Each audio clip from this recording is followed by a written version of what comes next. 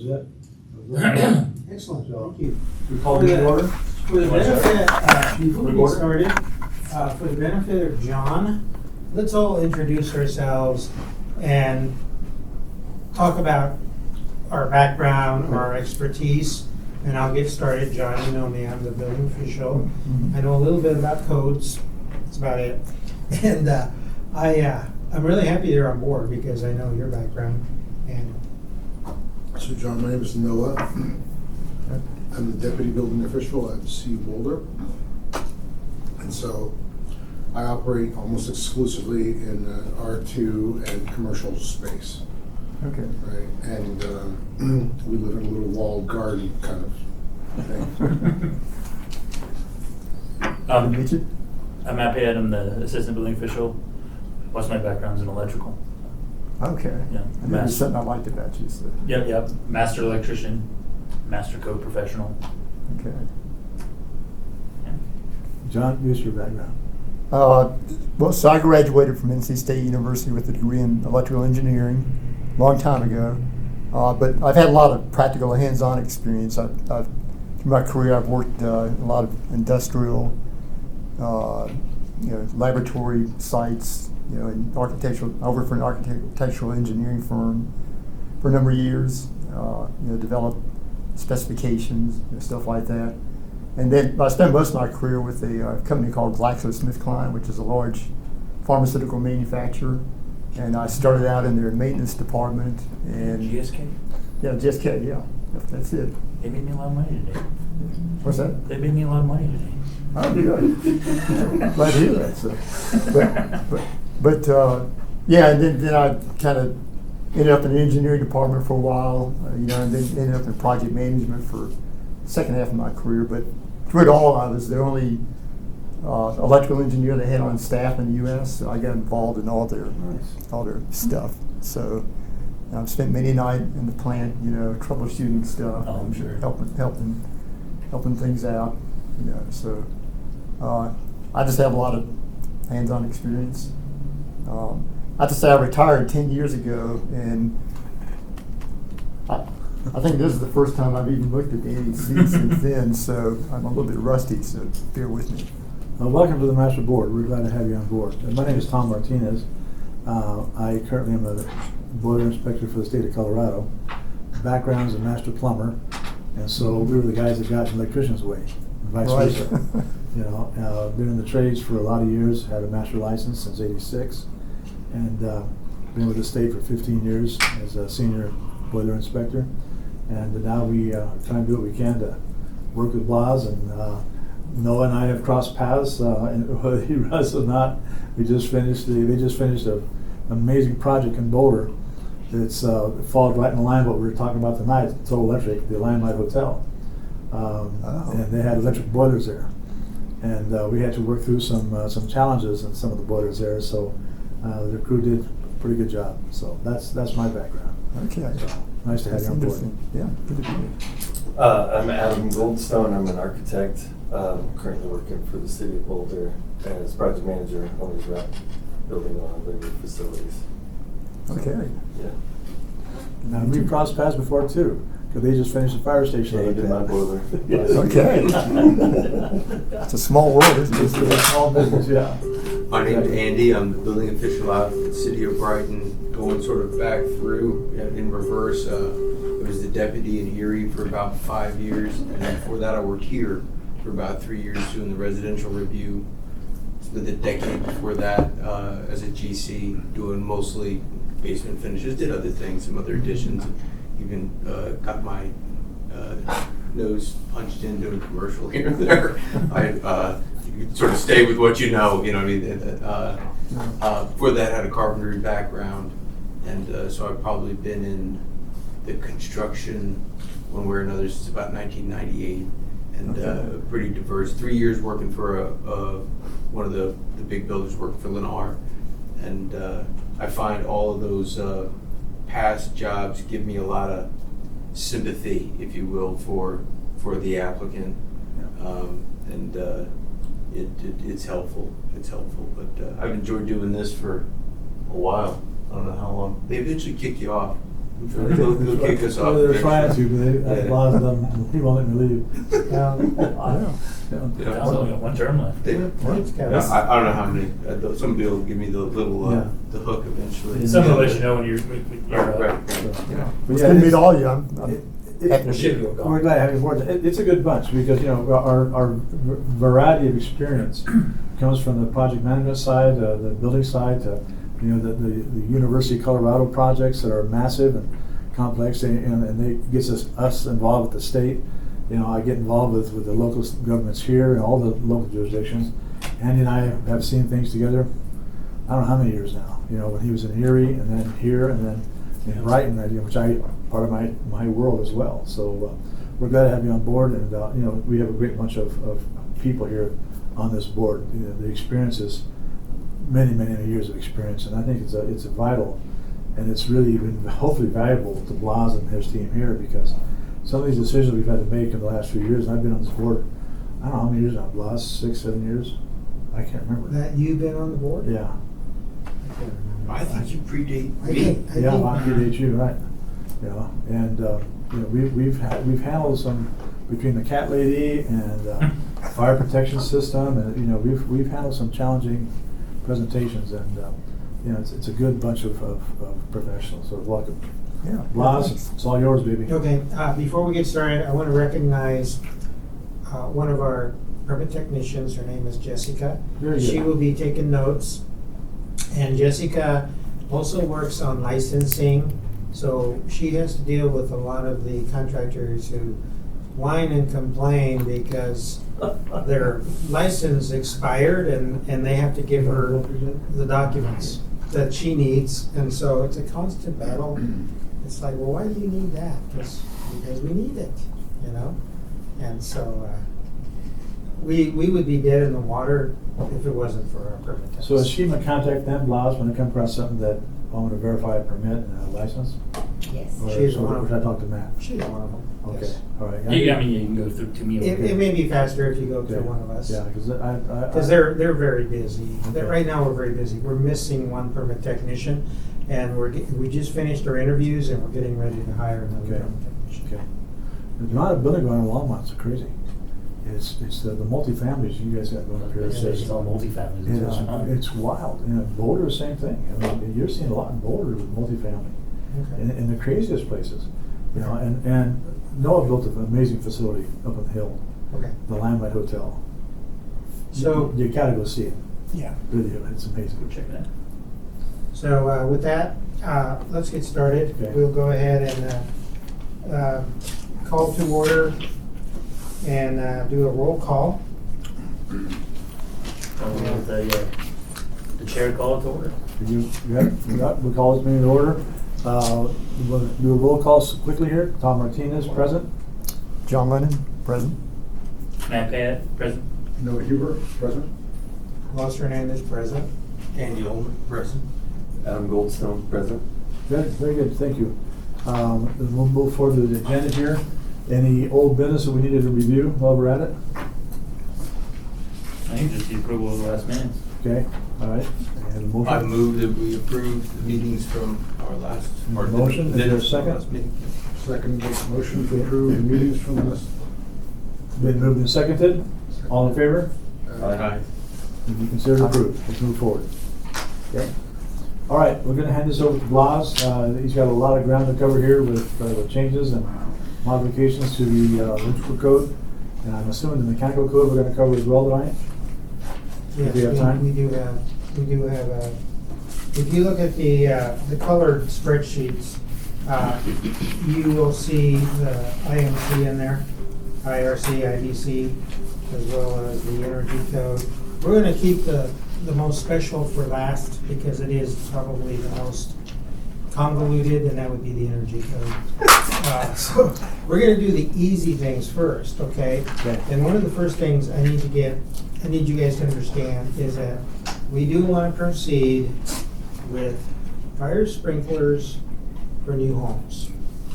Okay? As you might expect, fire is on board.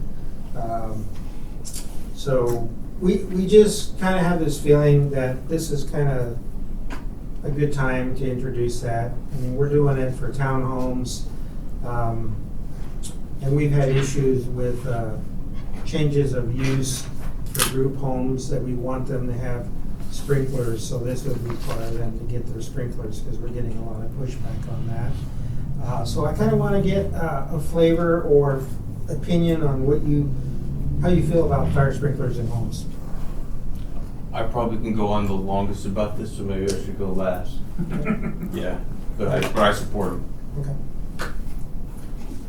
It used to be that there was a mandate in Boulder County, but the square footage of the house dictated the requirement for a sprinkler system. Are we talking in every residence that's built in Longmont now? Yep, like a P2904 system. They're a cousin of the 13D. There's a few things that a 13D would have to do that a P2904 doesn't. It's basically taking the cold supply on the house, running it through branches, and there you go. The pressure to the house is going to take care of it. I think Longmont has crazy water pressure all over the place. Yeah. So you're just not going to have problems where they're going to need pumps. Are we talking low volume heads then, or standard heads? Yeah, they're like, what are they, K?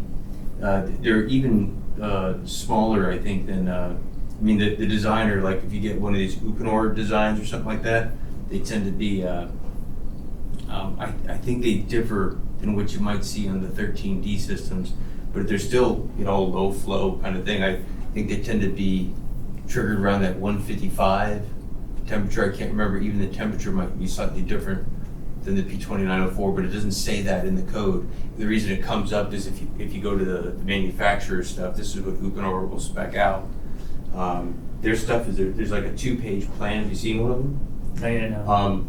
They're, bless their hearts, they clearly made this thing to be passed by everyone, everywhere. All the relevant code is on the second sheet, first sheet.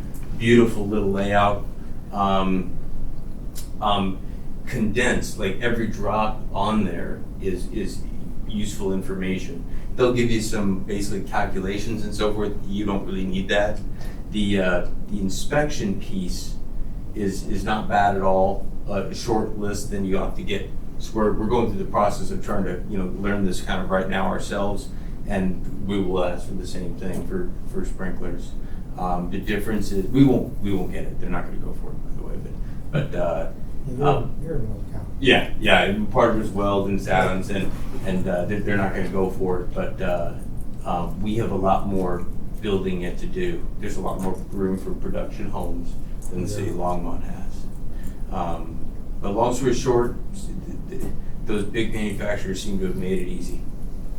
So now you might get a lot of 13D things, and then the fire is their problem. You know what I mean? So that's So Andy, is that in the residence? Do they have to increase the service size from 3/4 to 1 inch? No, you can get away with 3/4. So what's the minimum pressures? They might do. You're looking at usually about 8 gallons per minute coming out of the heads, and they do like a 1-head and 2-head test. And once you get the system in, Uponor says you hate it when the manufacturer does this. One part of their document says this is required. The next part says, well, it's strongly recommended. It's exactly. So you go ahead and you require it, and you basically are just you can do a bucket test. If it fills up a 5-gallon bucket in 30 seconds, then you got 10. Or you can go ahead and just put a gauge on it, and they give you a diagram for how to construct your gauge. So yeah. Backflow prevention separate from the house for backflow prevention? It depends. You don't need backflow at all. P2904 does not call for backflow. And unfortunately, so this sucks. This is one thing that you could consider doing an amendment with this. Maybe your water utility would help you out. But the code is written as I recollect it, and you can look back at the very, very start of P2904. It allows you to have no backflow, not only for the multi-purpose system, but even a standalone system. The last part is stupid.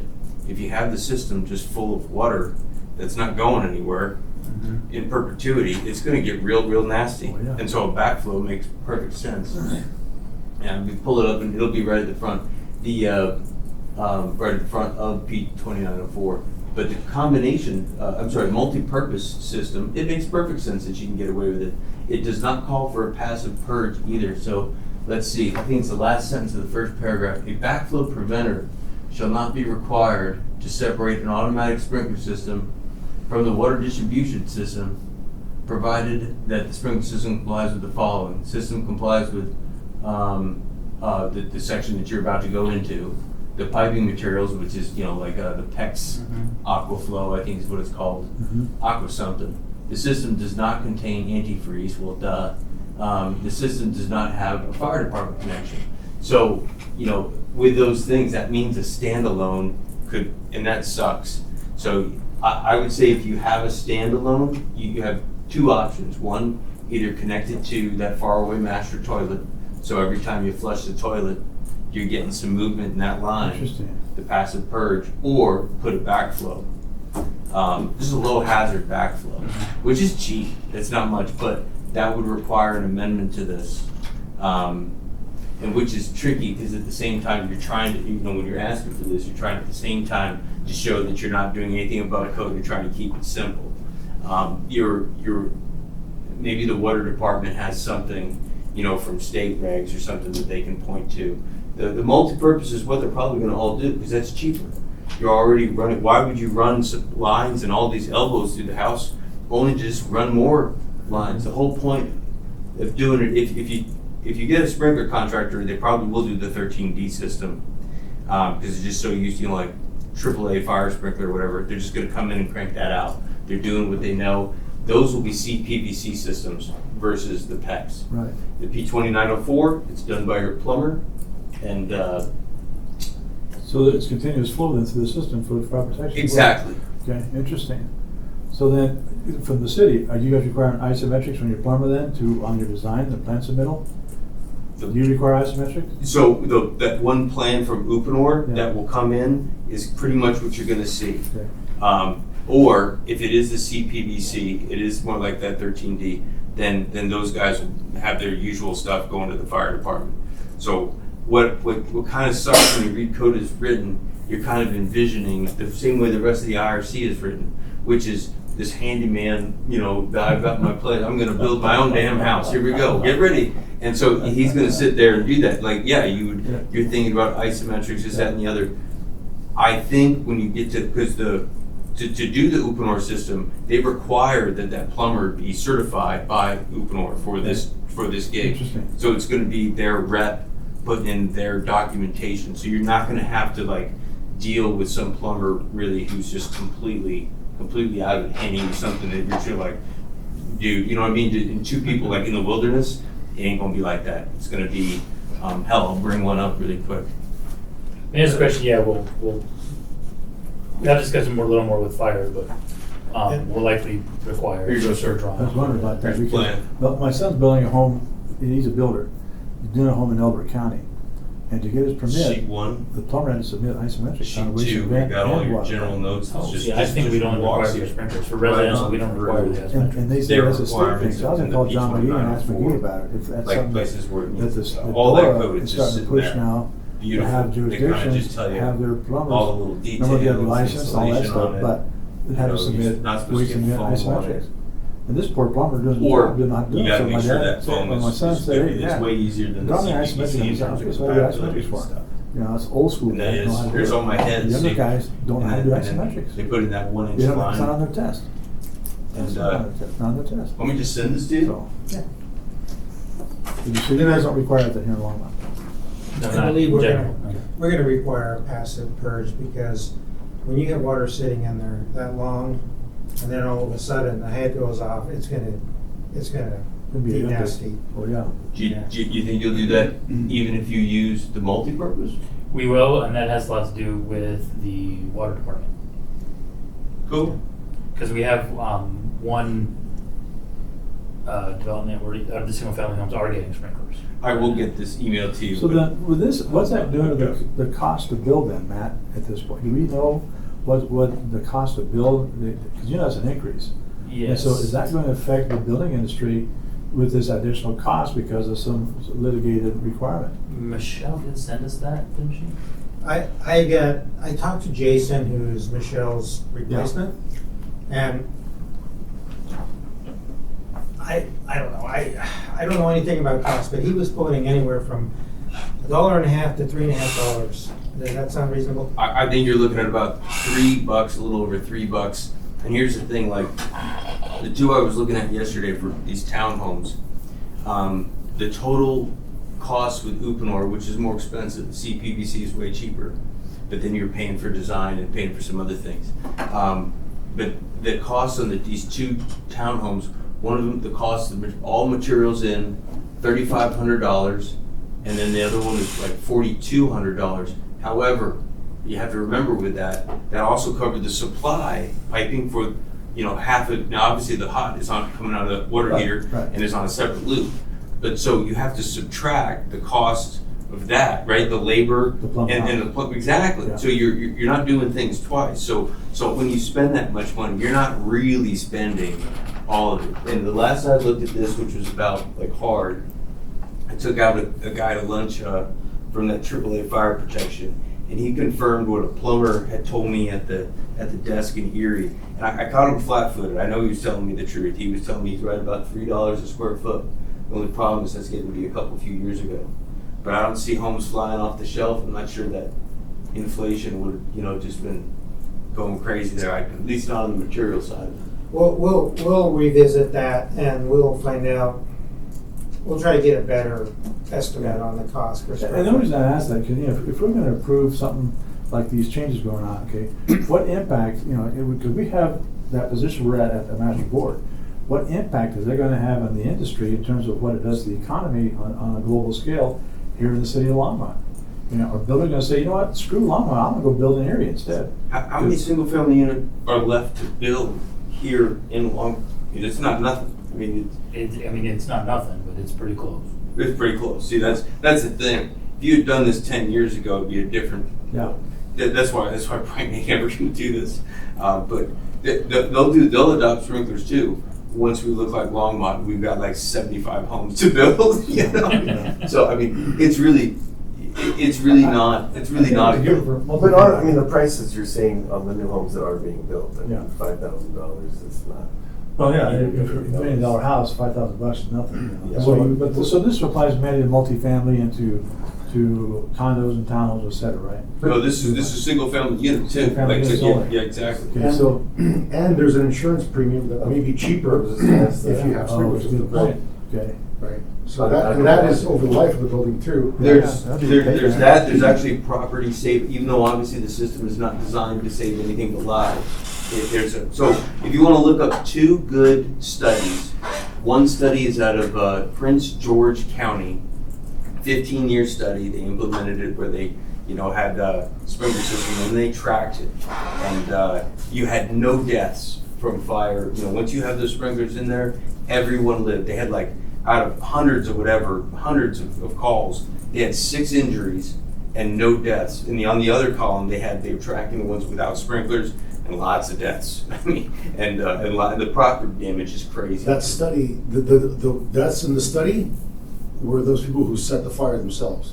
I have no idea. Yeah, those were the deaths. Oh, that's No crazy. accidental deaths. Oh, really? Yeah. Oh, interesting. Yeah. So and there's another one. So the one I saw, there was no deaths. Period. Even no like arsonists. Like I'm done. There's none of that. But there was a Scottsdale one too, which I hadn't seen, and that one is a similar situation where they tracked it over a long period of time, and they had them side by side.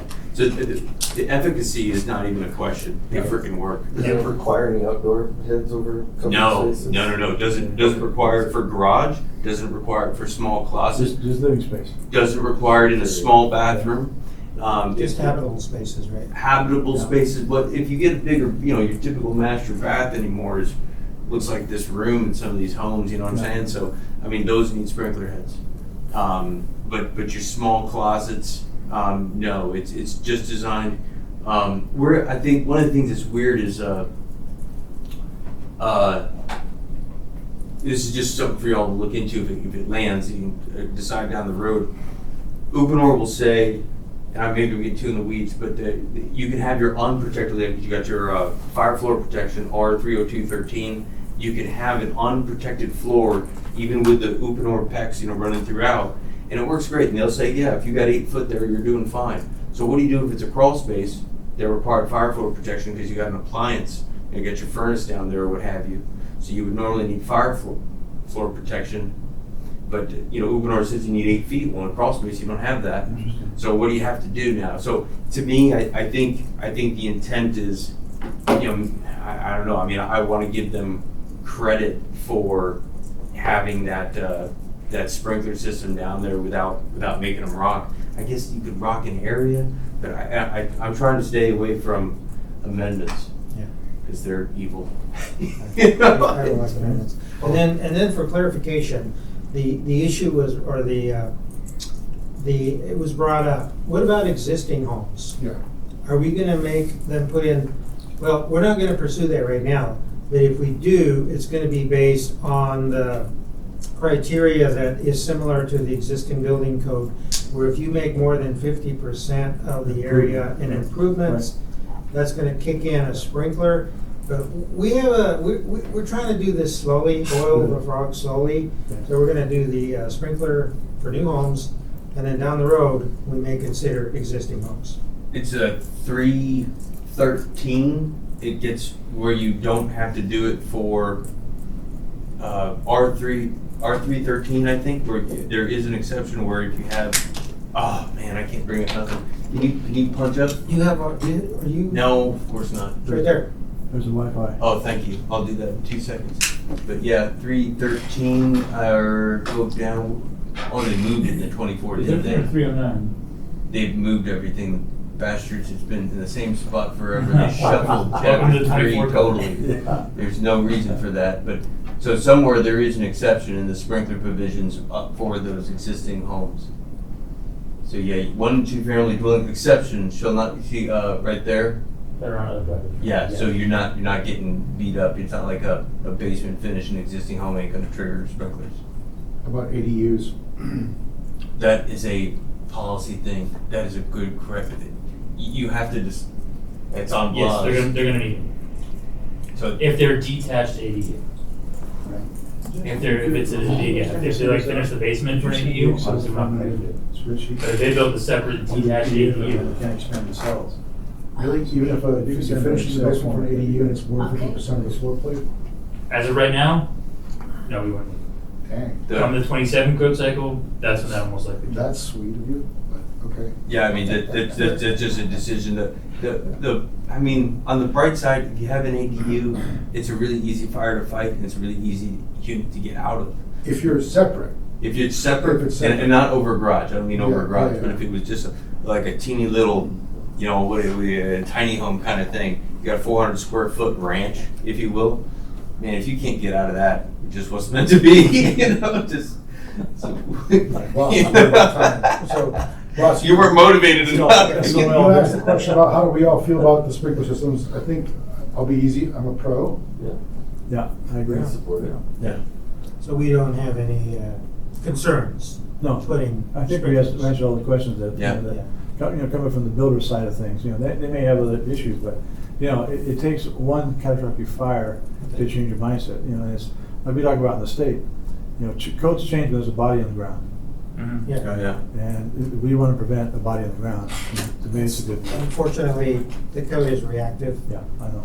Like you said, I'm pretty sure our public stakeholder meetings is where we're gonna have more of a Yeah, controversy. when we start inviting the contractors and developers, of course, the sky is falling, and they probably aren't gonna like it. All you gotta do is, guys, is show them the results of a fire. Yeah. I mean, it takes, when we do our classes at the state, we'll show pictures of boiler explosions and things that have occurred, and that, we get no pushback with the codes that we've adopted and that we've applied. Absolutely. And you show a couple of pictures of a body in the ground or a Okay. building burned down, they don't argue much with those facts. So I would like to move to the next subject, and that has to do with the Wildlife Interface Code, the WUI code. The code calls it the Wildlife Resilience Code. There's so many names for it. The bottom line is, ever since we had the Marshall fires, the WUI code was always around, except now it's becoming a more of a consideration to protect homes that are near wooded areas, and we are thinking about adopting that also. Okay. Now, we have to put any kind of motion to adopt or extend what we talked Sure, about? sure. I'll leave the floor for a motion. Yes, I think, what do you think, Blas? You want one at a time? I think we should do it one at a time so we don't forget. I agree. At least for these bigger ones, yeah. Okay, all right. You've met us. We'll entertain a motion. I move to support the P2904 systems in single-family unit. Okay, is there a second? Okay, moved and seconded, all in favor? All opposed? So moved. Good. Let us know if we're going too fast on that. This is recorded. Okay. The actual, the way we worded that, and I didn't do it, it was fire. It was just, we are delaying the adoption. Oh, yeah, that's And right. so we're gonna remove the delay, and it will be now part of the code. Okay. Okay. Yeah, it says, yeah, to be considered at a later date is what it actually says in our amendment. Yeah. That's been in the code for quite a while. I remember when it first came in. Okay. Okay, so the WUI code basically, I don't know if you guys are familiar with the WUI code, but the WUI code has been around for a while, and it's been mostly used in forested areas, mountainous areas here in Colorado and other states, of course. And it has requirements for fire-rated materials such as roofing materials, siding materials, decking materials, fences, and it also includes landscaping so that you don't have big trees near the house. So we're Longmont, as you might expect, does not have a lot of areas that interface with the forested areas. We have a few small sections here. So the state is going to require the adoption through their state amendment or statute. So we're just going to go ahead and join the bandwagon. I don't know about you, if you even have anything wild interface areas in Brighton. We don't really have any wild face areas, but the thought process was at the early next year to run by our council and say at a study session and look for direction on basically 5 things all day, 2 in one study session, talk about sprinklers, ask them briefly if they want to do anything with the WUI code, or a pared down, like do you want to have like cement-based siding and or otherwise fire-treated siding. The Class A shingle does pretty well. And you know, it depends what you read when you start to look at that. I'm way on the fence on that. I mean, because if you read some of these things, does it matter once you have a wooden deck? And I don't want to outlaw wooden decks. I mean, that's not going to go over well. Mulch, people use mulch no more. Right. I mean, I think you could work with some of that, but the WUI one is trickier. And then on a second one, talk about all the energy things, some water conservation things that they want, and radon. We have not adopted radon. So you said, Blas, you said the state's gonna require it. Do we have an idea when? Yes, it's gonna be, the deadline, I believe, is next year. I can't remember the time period though. But it's just for those wooded areas. Yeah, the state is in the code business. Okay, So are they defining what areas of Longmont it would apply to? there is a map, there's a fire map. I believe And it's currently being updated. yeah, we're gonna have to adjust the map, because when you have a boundary that goes right down the middle of a neighborhood, Right. so this house needs to comply, this house doesn't, that makes no sense. Or the west half of this house does. I think, Yeah. I think the line that they have right now, Oh, yeah. one of them, does cut it in half. So if they're gonna define it, you don't have to worry about that. I'm dealing with it in Boulder right now on one of my projects because they're changing it midstream of my design. And Yeah, thank you. well, the building was fine, it's the landscaping, and the biggest thing I'm running into, and just one little bit of caution, is that, you know, it doesn't comply with all the other landscape requirements we have. And so we have 2 different departments kind of fighting over it a little bit, and so when you do it, just try to coordinate everything. This so would that trump it's- every time though with the whole state thing. You know what I mean? You can't be, once it's a state law, you know, then if some planning department said there's got to be 5 bushes over here, nope. I mean, Is this, okay. the state trumps anything the locals want. Well, Pretty much. So if I you- was nodding here from If we state don't, guy. if we don't adopt anything, let's say we don't want to adopt the code, it appears that July 1st of 26 would be the compliant date. From the state. Yeah. Who's running the regulation on this? Under what department? Mostly fire. With, I mean, for us or for the state? For the state? For the state, it is the Division of Fire Prevention and Control, or the Colorado Wildfire Resiliency Code Board. I'm a little surprised because we are a home rule state, so, That question has been raised. I'm not on board with this idea that because the state adopts it, we have to all just go yes. Like, I believe that, and I'm not a lawyer, I believe that because we are home rule states, the county and the city get a chance to say, no thanks, not here, not us. I mean, there's counties in Colorado that don't have any codes whatsoever. Right. That raises an interesting one when that does occur. But yeah, the state, a lot of their stuff comes into play when you adopt X. When you, yes, then- yes. Hence, when when you do adopt the this. 24, Yes. then you are going to adopt, Yes, electrification, Yes. EV, and Yes. solar ready. You're yeah, gonna, they're bundling the triggers, right? right. I mean, so So if you that's don't adopt, you don't adopt. except for this, they don't care. This is just going to be the way it is. I hear that, and then the next question is, where is the enforcement coming from? Because this department is not gonna go to every residence in the state. That's not gonna happen. So, Or anyway, plan review. Right. I mean, a lot of things, like for instance, I mean, we use Schum's Coda to manage our elevators, sure. and it's a process. Other places that have few elevators, they just quote leave it to the state, which means you're just not doing anything at all. Correct.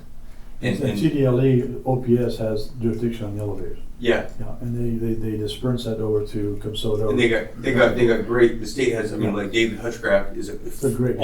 awesome, great guy, Yeah. great resource. But he's only one guy. I Yeah. think they got him another guy, but I don't know if you've seen a map. Colorado's a big place. Yeah, yeah. So, I mean, you can't we be done. depend on what, 'cause that's our same division. He is on the road a lot, Yeah. but we depend so much on the third-party inspectors, and the local jurisdictions have their own inspectors on board for conveyances. Amusement rides are handled by the state. The conveyances, that can be fished off to a local jurisdiction. But when there's not one in place, it's like, and I think you and I talked about that little issue that came up with the changes in the electrical code, and I talked to John McGee about this. The fact is that some of those smaller communities did not have a master electrician as an inspector, and they were not qualified to do inspections, and so they had to call the state to come in and do the inspections. Well, hell, it was taking the state 3 months to get an inspection schedule in some of these smaller towns, and contractors were raising hell about it Yeah. because they couldn't get their COs, and this cost them money. And that when that change came through, it really created problems for the smaller jurisdictions who can't afford to hire a master electrician as an inspector. It's really problematic. They can't afford it, they can't find one that wants to work out there. Well, that's the other thing. That and plumbers too. Yeah. So, Yeah. sorry, so is the question whether you wanna do it with the state, or? You're trying to get ahead of it We're, before. we're, We're we're just, doing our we're own. just thinking about adopting it, Okay. and I mean, it's not gonna really affect us like it will some communities. Boulder would be, Boulder. I'm sure Yeah. they have to use it, but, we just have a few areas west of town that are affected.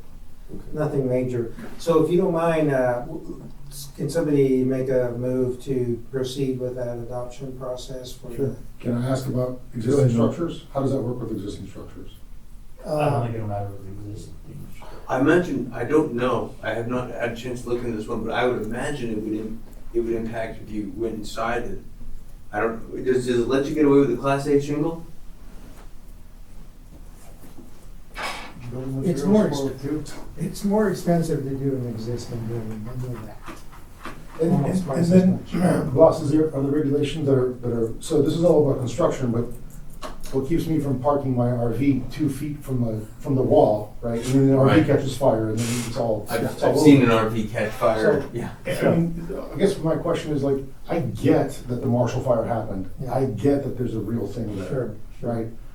I also have heard from different fire prevention engineers that was an urban conflagration, which is not the same thing as a wildfire, Correct. right? This was an urban weather event almost, right? I'm just asking questions because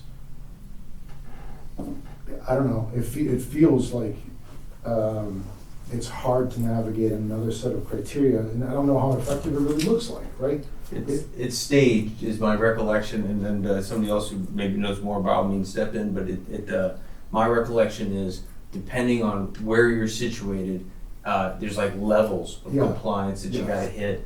You know, some of it's not gonna really impact the cost of the whole landscaping. I mean, it might be some, relatively minor changes there. I don't know if it brings up soffits and soffit vents and doing something Mhm. in lieu of there. Or you mentioned wood decks. right? Wood decks would be a Right. problem, man. I Right, mean, well- that's a big problem. What I've seen, the only thing that I've seen done about a wood deck was to extend the non-combustible material underneath it. In other words, like gravel, right? Throughout the whole thing, I think 1 or 2 feet beyond the perimeter of it, so you don't incubate things Yeah. underneath it, but. Right. I mean, basically, what are you gonna do? I mean, a metal deck, a steel deck is crazy expensive. So Right. that's out, and people don't necessarily want that. Yeah, I don't know what you do about the deck. So I guess back to Bloss's point, you want to get ahead of it, you think in your opinion, it's coming and it's not dodgeable. So you just Well, want to get ahead of it. you just pulled that up, Matt, was there any sections that spoke to existing buildings? Kinda, yeah, all additions and alterations basically says that if the work area of the alteration or addition is 500 square feet or greater, then that work area will be required to follow this code, but not the whole. Can you make that bigger, man? So if you're remodeling your master bath, No, it won't work. It doesn't work. that's a work area. Yeah, I agree. No, but that's not their intent at all. If the existing building code just works on the area, like if you're in there, if you're replacing a roof, you don't have to bring up anything inside the house. I'm with you. I'm Yeah, with yeah, you. yeah. Increases the footprint of the structure by Okay. 500 or Okay, Mhm. okay. Yeah, when the Well, work. that's a totally increases different the cat, footprint. yeah, versus, it must, I mean, an alteration would qualify as just the siding, so I mean, I But would it's not increasing the footprint, so it wouldn't But- have to comply with this code. That makes no sense at all, right? agree. We are removing the siding in the house, we can put back plastic if you want it. Yeah, then that. Versus having the cement board, which is Whereas, economical enough that. hold on, here's exterior walls.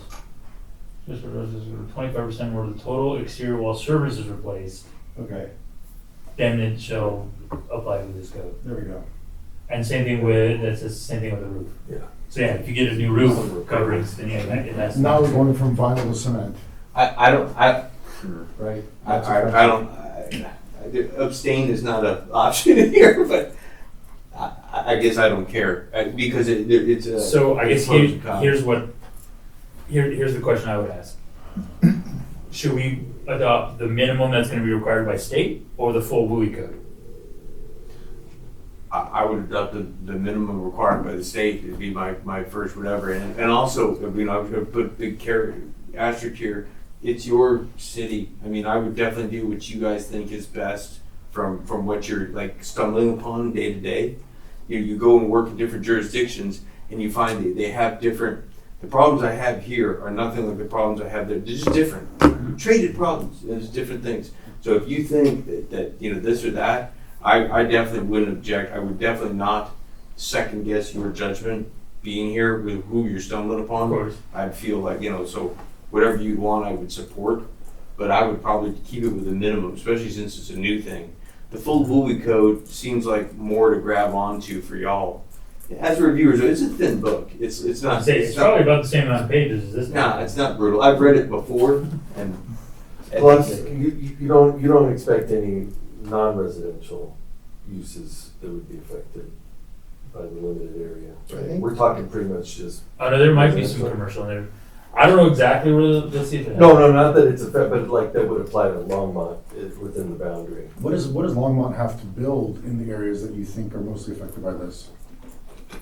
Most of those areas are residential, farms, old farm buildings. Oh, Yeah.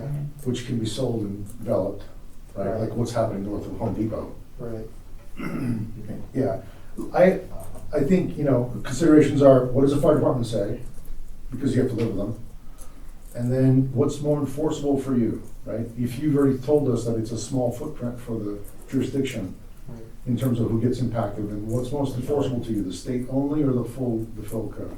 Yeah, if you look The at yellow or the if red? you look at the map, I think the red is the one that Oh, I you lost want it. to pay attention to. Fort Morgan. There we go. Yeah, Fort Morgan. So the yellow is low intensity. Where's North 75th?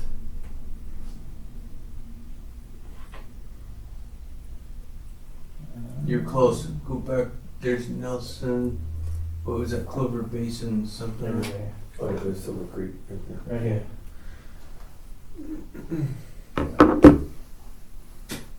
So I live just about 6 houses in from North 75th, and I've been there for 22 years.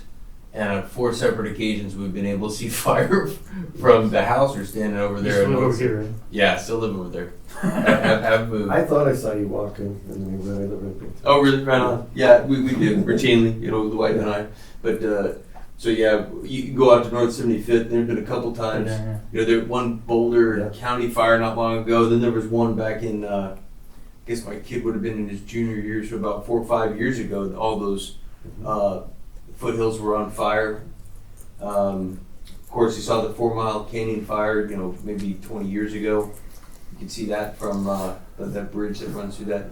And So- of course, you can see the So marsh I think fire. really the only spot that might have commercial in it is right here. I wonder why that's, And that's a weird little spot, right? yeah, that looks like a glitch, but. Well, this is the spot that I thought was the only place on Longmont that it came to. Is that Fort Because Hood? yeah. This is Fordham, Yeah. diagonal, Yep. over. That's weird. So this is like where Xilinx is. And Right. Interesting. You're not going to end up with like combustible construction on the outside of those buildings. I No. bet. No, the only reason I mentioned it is because, like with the landscaping requirements, it's a maintenance and an aesthetic thing. And so if it was something that's be more visible, you know, they might need to be addressed in other ways. I don't know how yet, but I just know that those are impacts beyond cost or any of the other things we're looking at. So. Oh, actually, sorry. It looks like most of this falls under the medium intensity. Right. Yellow is medium. This kind of mustard yellow, yeah. Yeah. The more lemon cream pie Is it low? is low intensity. So the medium intensity then would need to comply with. Yes. Yeah. So it is a fair amount, but it's Low density still, right? yeah. Mhm. And already developed. And/or yeah. Yeah, but And I most, think most of it. as the pressure keeps rising, I feel like we're gonna keep seeing more of this stuff, because like right around Home Depot, all that used to be just fallow land. Mhm. It's now all just, Multifamily. exactly. Well, considering they can't build anything in roughly that area right there, The airport. the airport. Yeah. So that takes out a good chunk. But yeah, I don't know. To answer your question, I really haven't had time to sit down and compare the ICC WUI code with the state statute that they require us to adopt. And we have asked our city attorney, and he says, yep, we gotta do it. You gotta do it. Yeah. Well, then there. I agree with you. I think home rule cities should have some, Yeah. but then again, Did he tell you why? I would love to know. I would love to know. Yeah. Now, we're under the state, so we're gonna go yeah, July 1st, 26, we're there, yeah. okay? And So- we have mountains. We have stuff in the mountains. So I don't know, I'm kind of leaning toward the state code only, but then again, The advantage of the WUI code is that it's written like everything else that you're used to seeing. Normal chapter 1, normal chapter 2. It cruises, so there's a familiarity. It's right there online. It has, so I mean, that would be the pro, but I imagine that the state code Looking at, this is the state code. is concise. 42 pages. Yeah. It's But it looks like it's laid out much like that. I bet they again, stole it all out of the To way. answer Noah's question, you know, there's a home rule. Okay, every department in the state is established by statutes and regulations, okay? Depending on the statutes written for that particular agency, You know, like for the Department of Labor, for all in public safety, we have a set of statutes that state that if there is a local jurisdiction that has a more stringent code than what the state has, then they can apply whatever rules they want to apply. In Colorado, there are none. And so with that being the case, in terms of the boiler rule, the state has a full jurisdiction statewide. Okay, only if that local jurisdiction has a more stringent code. That's in statute. The statute set by the legislature is the law. The regulations is how we apply the law, of course. And so, but the statute states, you know, that there are none in Colorado that meet or exceed the state's requirements, and so the state has trumps what you're saying, and that overrides the home rule for the local jurisdictions. You know, the counties, Weld County is notorious, you know, and you live in a world where you have Adams County through part of town and It's Weld both, County. yeah. And I got a separated location tomorrow in the office it says it's in Adams County when it's not, it's in Weld County. And so, you know, and Erie's the same thing. Yeah. Parts of Erie are Boulder County, parts of Weld County. It's a crazy That deal. Erie's like directly in half, Yeah. which is, Road one. yeah. Yeah, and so, you know, because the statute says, hey, this is what we cover. If the local city has a more stringent rule, great, they can do their system. There is none in Colorado. Because it's all based on statutes. You know, the legislature, the boys that live on Lincoln Street downtown have set the rules. So, you know, so that kind of answers what because you made a good point, though. You know, the fact is, will home rule apply in certain situations? Yeah. Depends on the agency, depends on the department. Brian Horgan oversees all the building in terms of schools and those public environments. And they have jurisdiction over everything like that because the local counties do not have that in their statutes and regulations, adopted wise. So it's a crazy deal. You know, even I had a conversation with one of your project managers about that very thing. Well, you know, we have the jurisdiction over the boilers. Nah, you don't. Sorry, love you, but you don't. You know, the state does. Well, you know, and I said, I love you. I'm not going to argue with you. You know, this is what has to be done. You know, so I had to show them the statute, and so you know, it's basically how to override it, work it. Yeah. So, you know. So are we now in agreement that we are gonna have to adopt it sooner or later? Yeah, choice. So I'm just gonna go ahead and proceed with the adoption of the state code, but we may end up doing the ICC WUI code, depending on advantages, disadvantages. How about we move as a board? That Bloss should just decide. I'm fine with it. I make a motion that Bloss should act in the best interest of the city in regards to the WUI code and or versus the state minimum wildfire code. Motion on the floor, is there a second? I'll second. Okay, it's been seconded, all in favor? Right. Okay, you go, Blas. So I will do some more study, and I will notify you guys Okay. where we're going with this. All right, Okay. let's move on, next. Okay. Good job. Okay, so, I'm thinking, maybe this would be a good time to just go over some of the, Yes, I would say, amendments. Is AC busted in this thing? it feels like it, doesn't it? It's energy savings, pal. No doubt, man. That's an alarm. I'm not gonna go there. Come on, none of it works in here. You gotta have the maintenance guy come in and set that. That's cool. Data system. So we go ahead and Everybody likes to grab, in the red on the very top, it kind of says what voice is on. So I have the IRC in my hand. It's one of the ones that got stable name. And the yellow is highlighted as.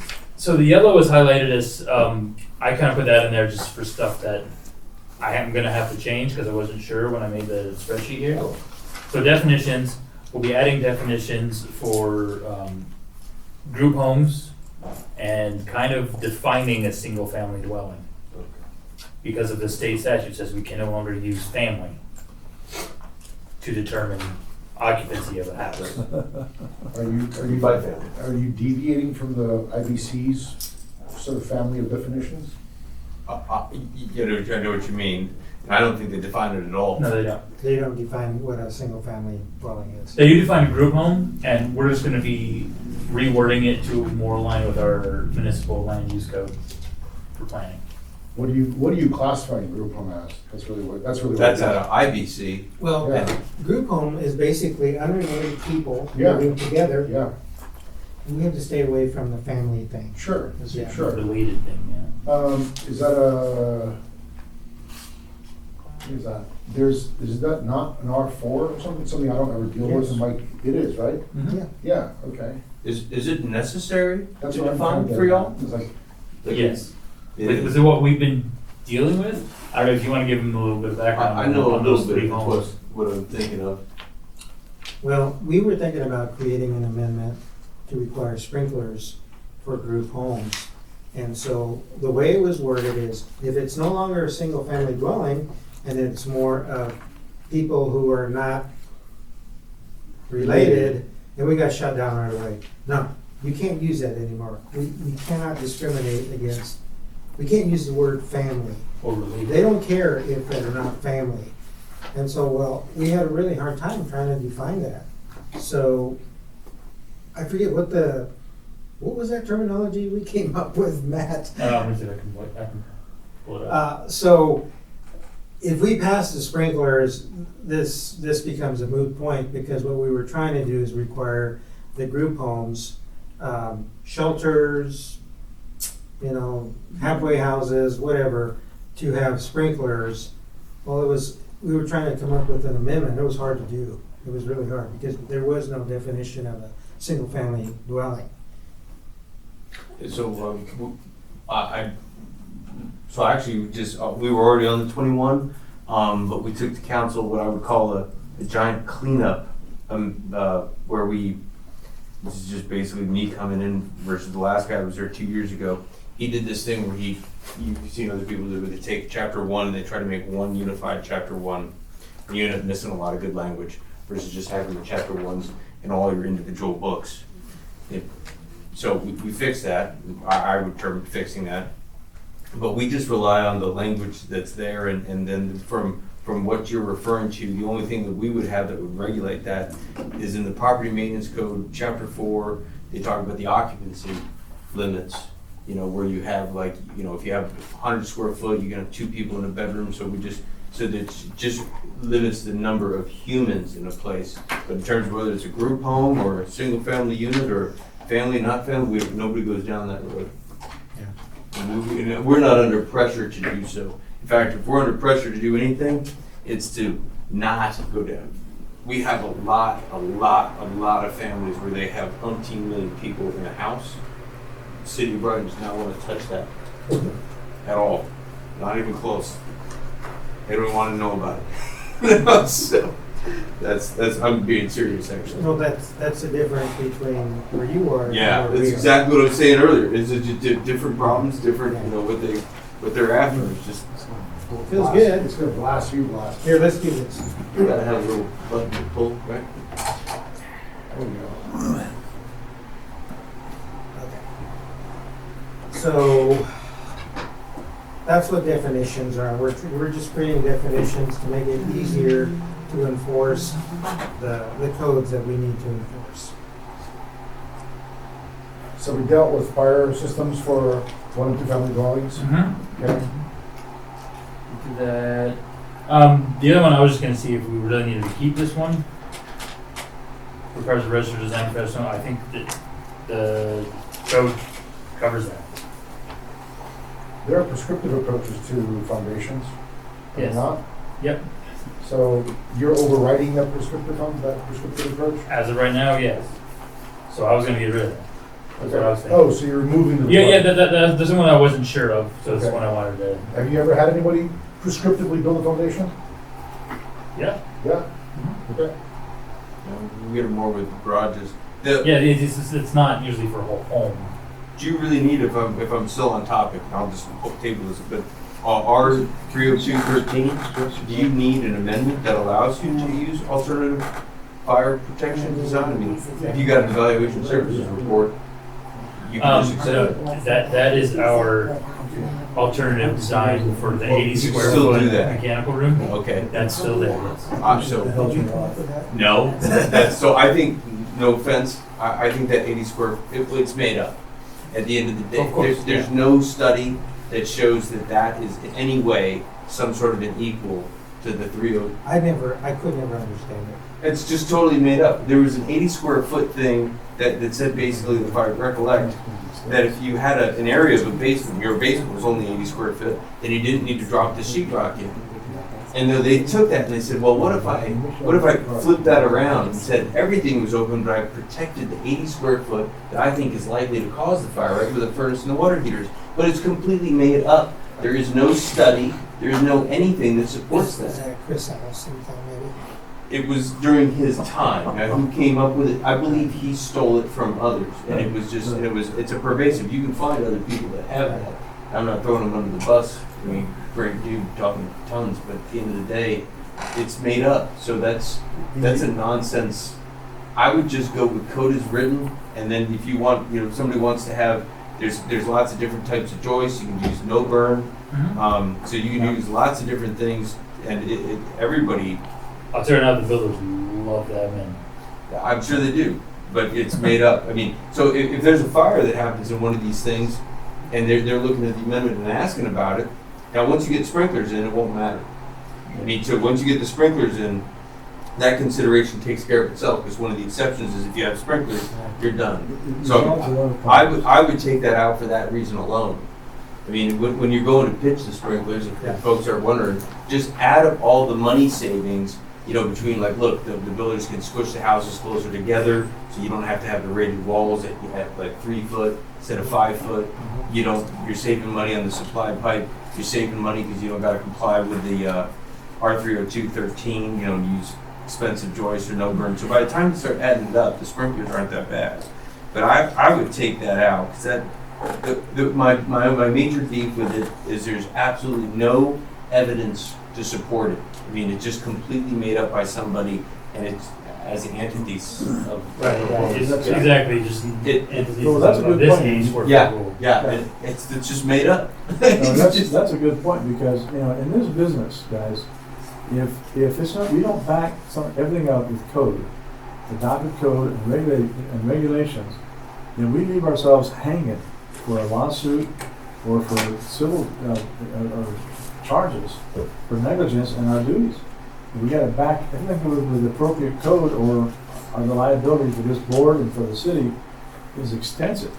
And so to your point, I agree. It could be really embarrassing if you were Oh, sitting around after something, took off in a fire. Well, Yeah. I'll give you an example. The teenagers are down there partying when their parents are gone. Yeah. They leave a cigarette, basement catches fire, and it burns the house down because there's no protection above, Yeah. and that amendment did nothing to prevent that fire. There's a million things that can go wrong outside of Right. mechanical room. Exactly right.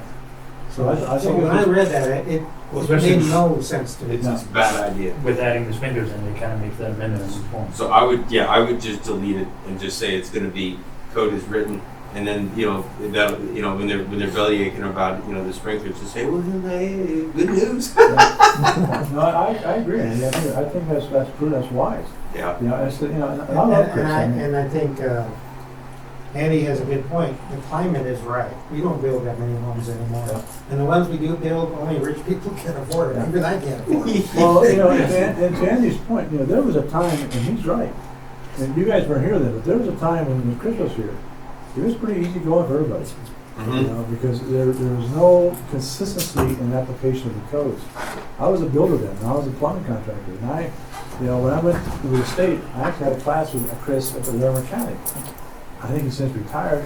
They're looking for a new chief out there to do a job in Larimer County. Which I wouldn't take from the world. I think being a minimalist in amendments is the best way to go. I don't like amendments unless they're absolutely necessary. Yeah.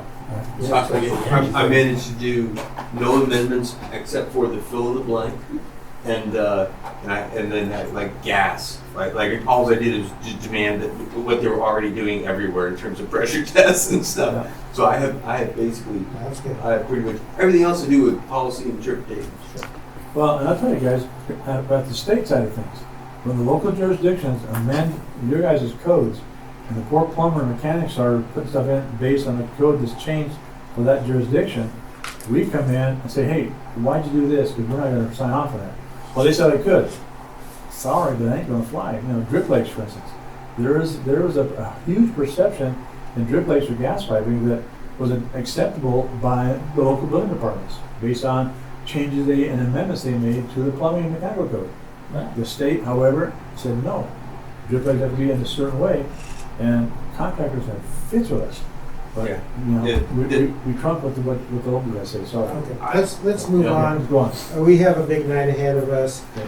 So I apologize I for will being take, mad at I will you. take that advice on the protection of floors and remove that if we do approve the fire sprinklers. Okay, tell me what's up. And we'll discuss that with the rest of our team anyways. Yeah. All right. Okay. And then we already covered the fire sprinklers in the Yeah, homes. save by your phone. I will, I'll be in touch soon. Yep. All right, thank you. So yeah, I would have no problem just deleting the requirement for a residential design professional. So, R401.1. I apologize. My wife is gonna go into the emergency room here. Oh, do you have quorum without me? Yes, Okay, Sure. All three right. people. awesome. I'm very sorry. That's That's the way it okay. shook out. I think it's important to be there. Yeah, no doubt, man. I can't. I have a feeling I'll be standing around a hospital doing nothing. So, want to give You you have some light reading for Yeah, us. for sure, for sure. Just read over our material, give us your opinions, I okay? apologize, guys. Thank No, you. you're good. Yeah. So that's I hope an update, everything- Andy. You know, as you do. If you do go through the spreadsheet, Andy, and you see the ones in yellow that you have a strong opinion on or anything like that, I'll shoot me an email, text, call. and then it would go to everybody. But yeah, I mean honestly, yeah, I'll take a look. But thank you. If y'all in the same ballpark, you've had amendments that have been working great for your community for a long time. So I can't see too many changes. Okay. Apologize, guys. No, Thank you. good luck. Good luck with that. Yeah, it'll be all right. This happened once before. Thank you, guys. Alright, so now you see on the back page, page 2, I was gonna delete the test duration one because it's a whole amendment just requiring 5 extra minutes of test. And it's just taking up space. And then deleting the P2503 was an amendment that allowed them to use air tests on the DWP. Well, the code now allows that. So get rid of that one. And then same thing with the bathtub and whirlpool. The way that amendment is worded, I feel like it's already covered under alternative means and methods. Which section is that, Matt? P2713.3. It says on the specialty tubs, it's an exception that it was added to the code, unless the specialty tubs are otherwise approved by the building official, which kind of falls right into 104.2.2, alternative means and methods. Again, I think it's just another amendment we have that is superfluous. Yeah, seems simpler. Yeah, if you get the code handle it.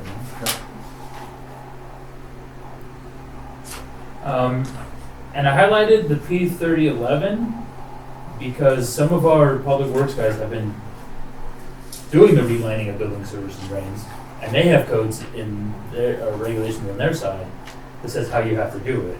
And so I figured, I don't know why we deleted this section entirely if we are relining building sewers and drains. Are you just trying to, I guess the question in my mind becomes sort of jurisdictional, right? A lot of times, the building main going to the sanitary main is a handoff between the building code and public works. Right. Right? And so but if you don't have anything there, then what are you expecting the builder to do? Follow your public works guidelines? Yes. And that's what the amendment that remains says? Well, remember right now it just deletes this entire 3011.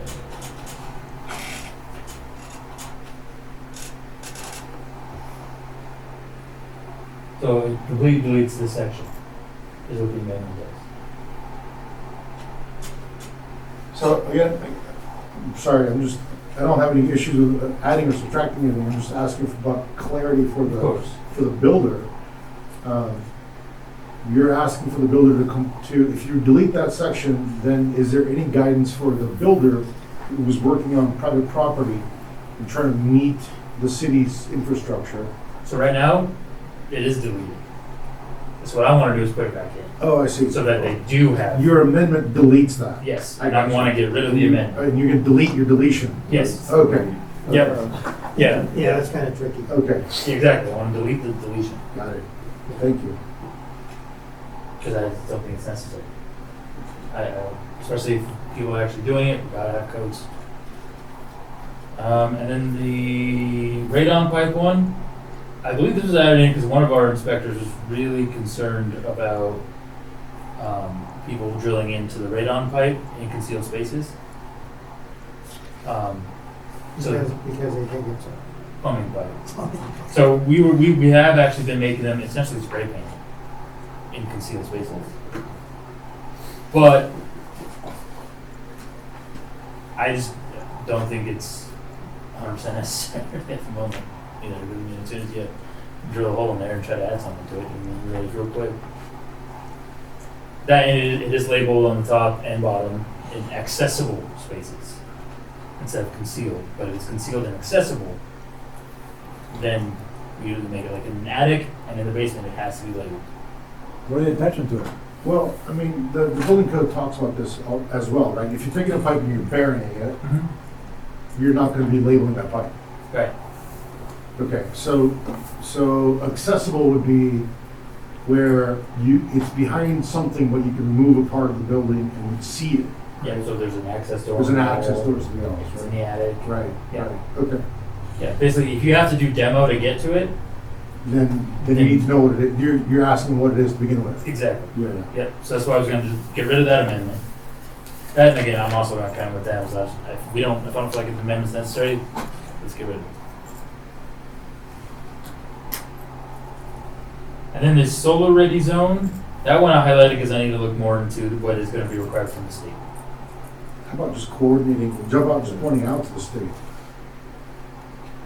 Saying, you know, whatever your amendment said, oh, anyway, yeah, no issues.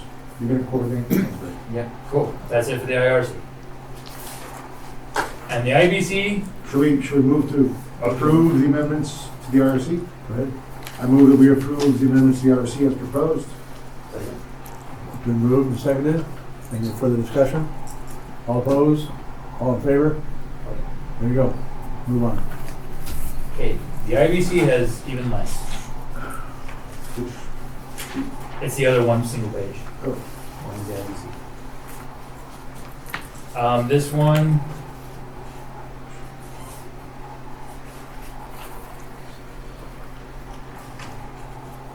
These we are adding, sorry, 905.1, 902.1, we're adding to just match up with fire code. That's the reason why we're adding that in.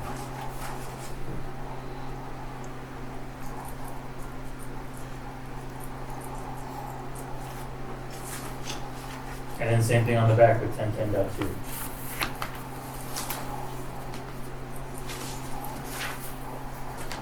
So we're not really touching the IBC at all. And there's not a whole lot of significant changes to the IBC either. Didn't really touch the commercial stuff too much. Any discussion on that? Yes, at least I said obviously there's really nothing changing. I mean, there's the new stuff, so again, we're just doing it to match what the fire code now says. Need a motion? Accept? So moved, okay. All in favor? Seconded. All in favor? Good, let's keep moving. Cool, I see down. All right, now all the miscellaneous codes. The one with multiple red lines on the front page. The one on the left right now. Yeah. The IMC. Yep, I will start with the IMC. Yep, again, nothing changing there. Oh, it looks like we are deleting one, and I forgot to highlight it right. 105.4. Again, the code language already says it has to be designed by a registered design professional now, so we can get rid of that construction documents requirement. Good. Okay. That's it in the IMC. Nothing's changing in the fuel gas code. The plumbing code, again, has another, the same one that was in the IRC about the specialty tubs that I feel is already addressed under the alternative means and methods. So that's the only changing in the plumbing code.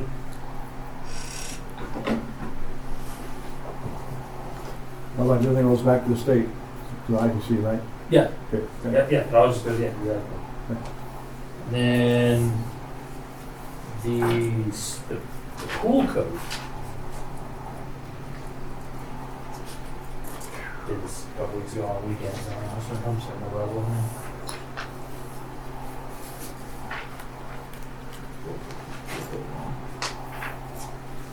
Just so that I understand correctly, when it says, for example, handrails and the statement is deleted, you're deleting from the code or are you deleting an That'd amendment? be deleting the amendment. So you're reverting back to the code? Yes. Okay.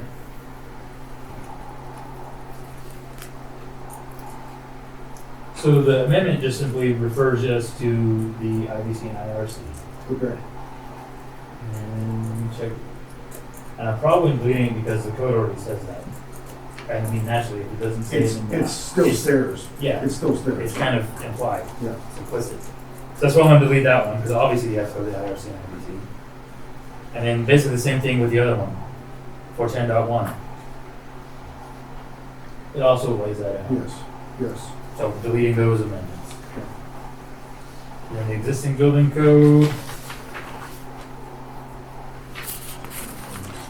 Oh, I had highlighted the sprinkler systems, but that's not going to change. So that's the Several codes here. yeah the smaller icons. And so I would move that we approve the amendments to the IMC, the IFGC, the IPC, the ISPC, and the IEBC as recommended. Okay, is there a second? Okay, been moved, seconded. Any further discussion? All in favor? Aye. All opposed? So moved. Carry on. Now the fun one, 11. the energy code. Oh, No, the energy code's next year. okay, good. Thank God. Electrical code's next year. This is electrical? No, this is the energy code. This is it. Okay. Can I ask, what is this? That is what I went through the code and laid out what I saw as significant changes to IBC and IRC. Okay, we passed that. Yeah, yeah. Okay. So I mean, that's mostly just informational. So let me just ask you, Yeah. maybe I'm not understanding. These are all blue. This Yes. lot blue. Yes. And those are all new amendments. Correct. Why? So you look in the type of change where it says addition/cohort. Those are all amendments that are going to be required, or a lot of them are going to be required by the state and the low energy carbon code, along with the solar energy code. And some of them are from the regional cohort, which is a group of cities. I think there's 13 or 14 of us. Yeah. Yeah, in there that are trying to align our energy codes so that it's easier to build on from. Okay. And so that's why there's so many of them. So there's all of these things that don't necessarily work for your jurisdiction. Sorry? These new code items don't work. I'm just trying to understand why there's, So many. yeah, I get what you're saying.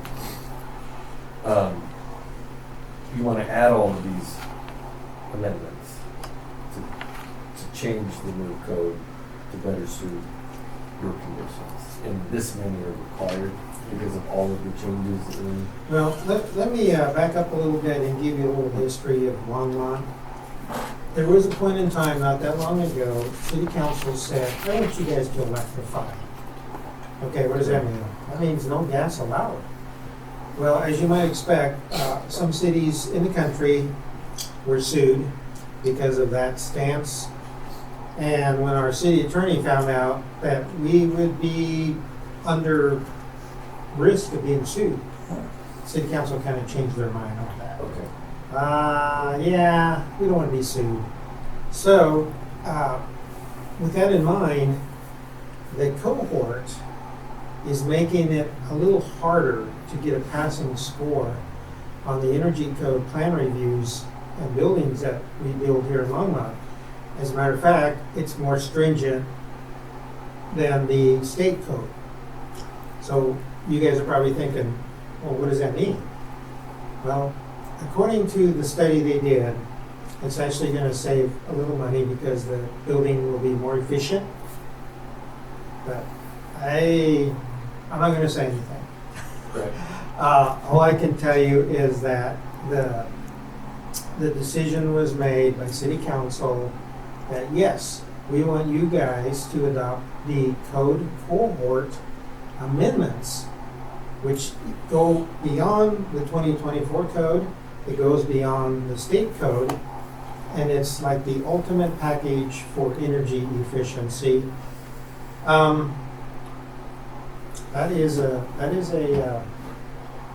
That's what City Council wants. So that's what we're trying to do.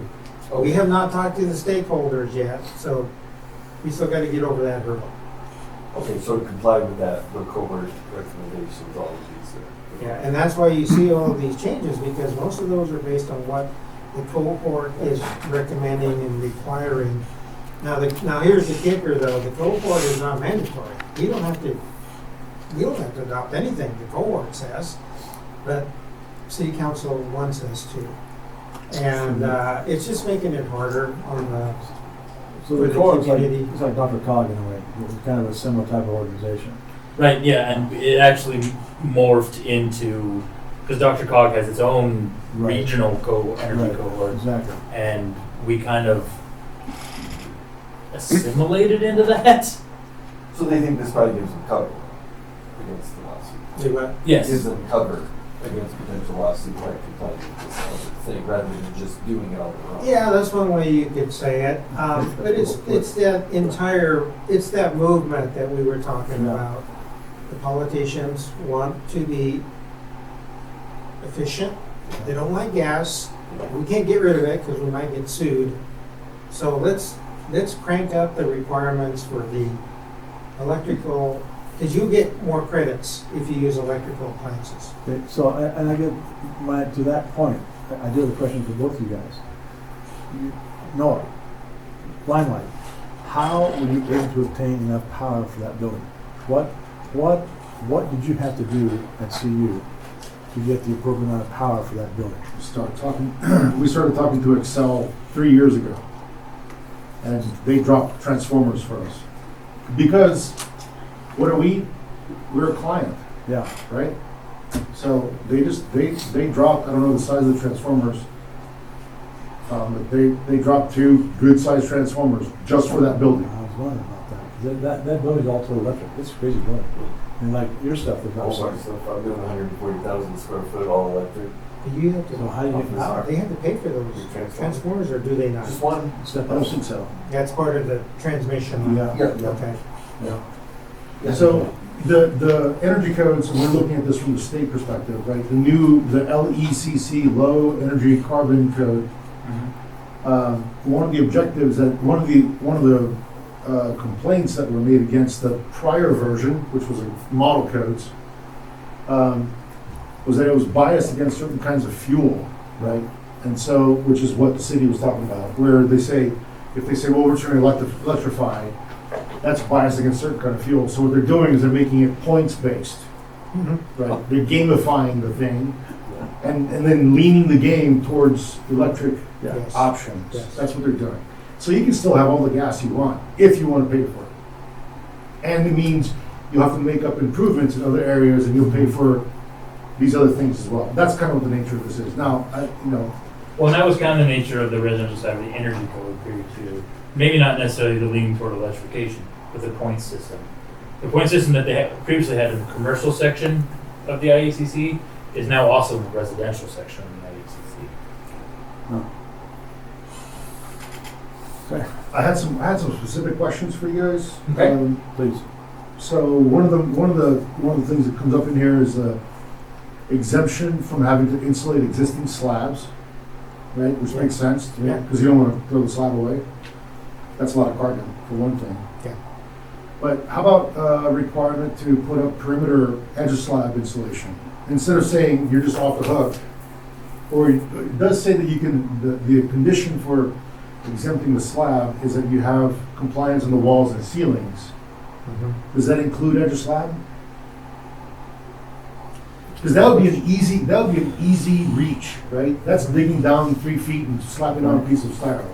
Yeah, yeah. Be an easy reach. I mean, the code already requires it for foundations. Right.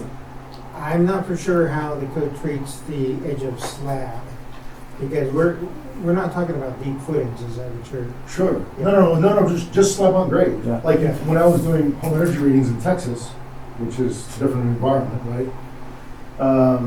Perimeter slab on grade insulation was one of the things we looked at, because it's a gap where the wall thermal barrier comes down and stops, and you have this exposed edge of concrete, right?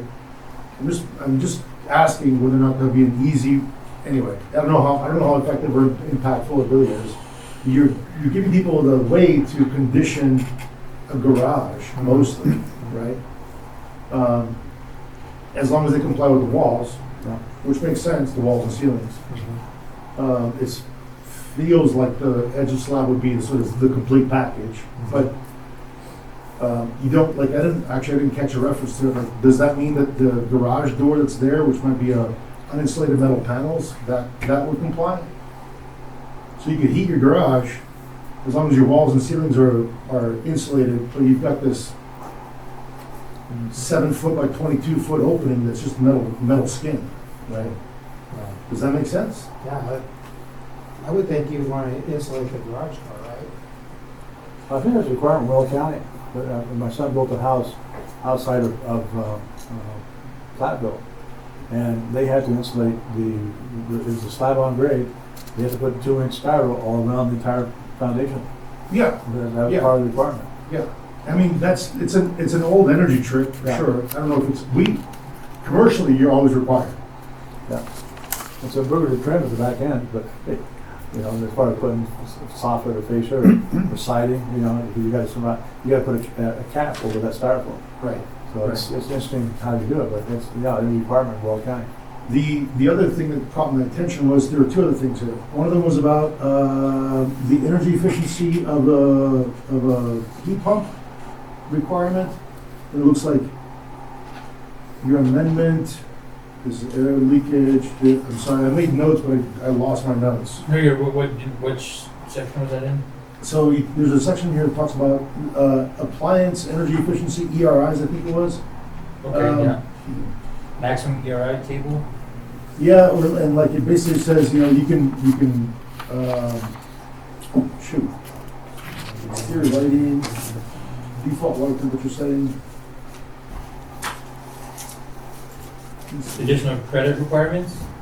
Or Uh, 408.2? well, that's another question. So let me just go with that one for a moment. The question was the additional credit requirements. You have one set of credit requirements for like. There seems to be this thing that's like caught my attention. What is the one that says like you only need 3 additional credits? There's like 2 sections on credits, and then there's a section that says,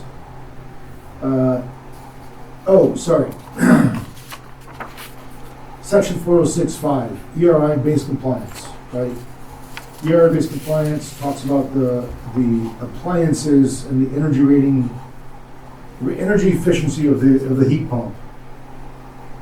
I guess my question was, I don't know anything about energy efficiency of heat pumps. What is that heat pump? Is that like a super premium heat pump? Because you're requiring a higher energy efficiency to begin with? So here.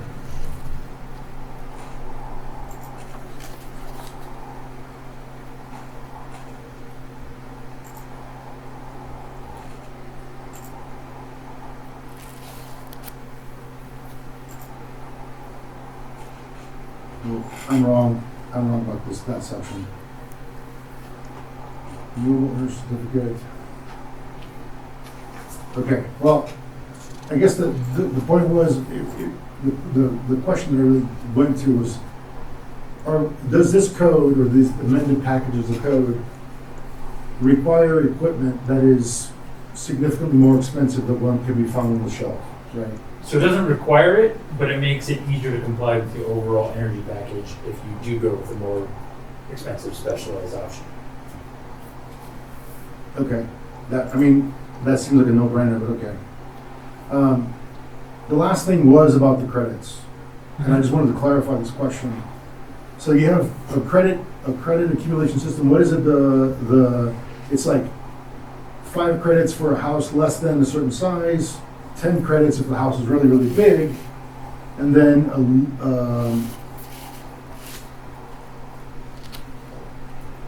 and then there's only a 3 credit for changing. How does that work? Additional energy efficiency credit requirements.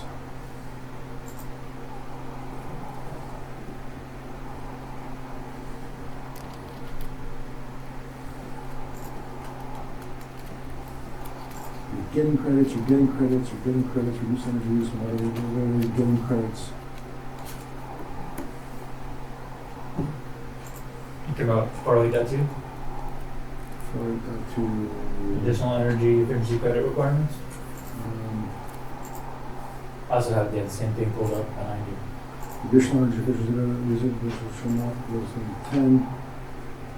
The appropriate number of credits, okay, indicated table, so you check, okay, so you struck out the 10, and it says appropriate number of credits in table 40821. Yep, so then add to the table. So you guys created this table. The cohort did. The cohort did. Yes. So as you can see, they're giving you, it's easier for you to pass the energy code if you use electric. If you want to use mixed fuel, you gotta have more points. Right. So they're dangling a carrot to use electric. If you notice the numbers, if you need 10 for all electric on the small house, you go to 15 on the small house, that's a 50% increase of credits. Yeah. On the big house, you go from 20 to 25, Yeah. that's only a 25% increase on the big house. Yeah. Why? That's a good question. Why would you penalize a small house more than a big house? That's a good question. I never thought about the percentage analysis of that. So let me just remind you guys, you, as a board, you can accept the amendment package. You can say, this is ridiculous. We would rather have the city adopt just the state code. Or you could say, the hell with it, just keep the 24 pure code. Well, you can't really say that because at some point in time, we will have to adopt the state code. So that is the option that is in front of you. You can accept the cohort recommendations, or you can say, we don't like the cohort recommendations, we would rather just adopt what the state requires. What is your sense about the stringency of the cohort versus, I think it's more stringent. I think it's gonna create some heartburn for some of the builders. Yeah. And, I mean, that's just my opinion. I think overall it is more stringent, but on the other hand, it It's- kind of adds, it's like more if you look efficient. on a bunch of them on what page am I on? Page 5 of my old spreadsheet here. A lot of it is as new credit options. They added a whole bunch of optional credits that you can use that aren't in the code. Yeah. Is it somewhat easy to understand, user friendly? Well, I mean, if you look at it from that perspective, they're trying to make it easier to swallow because they are giving you something if you go ahead and use the cohort amendments. And city council, they bought it. They want us to adopt the cohort amendments. Yeah. I mean, yeah, because like we said originally they wanted to go full electric. Right. Does the state drive you towards electrification also? Yes. Yes, yeah. Yes. Yeah, so up on the screen, Not to this extent. if you see in this document, if it says LECC, Right, yeah, that's the state requiring it. right. There's ones that just says cohort. Yeah, that's the cohort. then that's just the cohort amendment. But so if you look at most of them, are straight out of the state code. So Matt, if the state decides that they're not gonna push some of this agenda, then are we prepared at the city to modify and go with what the state has changed their minds on without having another such discussion? Do you have that freedom to make your changes if the state changes their agenda? If the state changed the agenda, we would have to go back to council. So you have to go back to council? Yes, because as of right now, they instructed us to adopt the cohorts amendments. Because I have no, like, to your point, I have no issue at all in handing this thing to these two gentlemen and trusting you guys to make the right decisions. Because this is the world you live in. Our And job we is have to answer to, the our council. job is to make it happen. Yeah, You know, we have to remember our boss is our city council. I know, So that doesn't mean we agree with it, but that's irrelevant. yeah, right. Yeah, it sounds guys like don't have to agree sounds with like it. it's coming Yeah. regardless, Yeah. at some point. Two- so. Sorry, 2 points of clarification, I guess. Number one, all of these amendments are the cohort's amendments, are not Longmont's amendments of the cohort. Correct. Okay, so the state energy code is coming anyway. It's coming, we gotta adopt These it. are cohort recommendations, which the city council said, please take these on. Yes. Okay. Number two, back to your statement earlier, Blas, I think that, I understood that our role here was to approve or deny your ideas, not to cook them up ourselves, and not to come up with thirds, basically, third perspectives, right? We're only here to go up or down Correct. on what you move. Right. Correct. So, Creative. so, you know, none of my questioning is intended to be like, let's change this or that or the other. I'm just asking to understand better. It's an entire package. Without that package, we would have to resort back to the state code. And I'd be, guys, I really not comfortable for the city council to make these decisions. They don't have near the knowledge these two guys have got that you guys have got. So, you know, my sense of this whole thing is, as the chair of this board, just hand this ball to the right players. Well, and just to give them, I understand you have your marching orders, but if you have these options, I mean, at least to my mind, at least the cohort is looking at it from like-minded point of view, right? Right. Dealing with some of the same issues, things like that, and it should be more easy for people that work in multiple jurisdictions to deal with. So I like it from that standpoint, I would support it that way regardless of what marching orders were. That makes sense to me, you know, and give everybody that cover, so. Cohort amendments. You know, I almost come to the conclusion that we just want to go with what the city council members. However, we still have to navigate through our stakeholders, That's gonna be big. and I'm not for sure how the stakeholders are going to react to this. Yeah. I mean, you guys are pretty chill, but I think we're gonna get a little. We don't really have a dog in the fight, right? No, Yeah. no. It's not our buck. Yeah. So my thoughts of this, then, you know, again, I'm not gonna make a motion, you'll have to make a motion, because I can't do that, but the fact of the matter is, if we hand this ball to the players, okay, if council says, go back to the master board and get some clarity on this item A, or item B, I'm okay with that. But if they say, you know what, we take your word for it, let's play ball.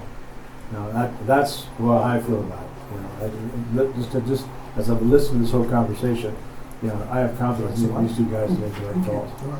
So, I don't know, I mean, you feel the same way, Noah? No, I agree with that very much, Tom.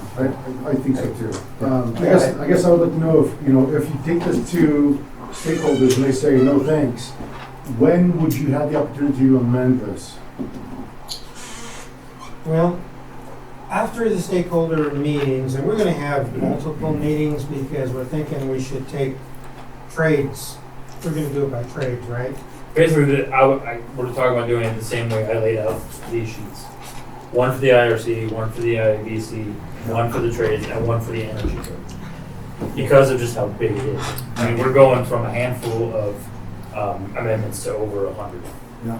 And this aligns Longmont with how many other jurisdictions? Roughly 13? 13 and cohort. I think. 13. I like that language, regionally aligned amendments. I mean, Yeah. Oh, so here we go. Makes sense. Boulder County, City of Boulder, Brighton, Broomfield, Berthoud, Edgewater, Erie, Golden, Lafayette, Longmont, Louisville, North Glen, Superior, Thornton, and Westminster. It levels the playing field for the contractors and all. Yeah, which was the whole goal of the cohort. Exactly. But other jurisdictions that aren't in the cohort could still adopt. too, Oh, right? 100%. Yeah. So it could be a much bigger list. Yes. Yeah. Yeah, it jumps up. Yeah. So these are not mandatory like the state code is. Yeah.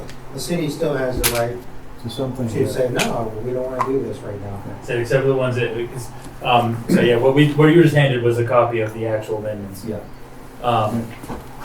And yeah, that's where you can see next to any of them in parentheses, it'll say LECC or cohort or clarification.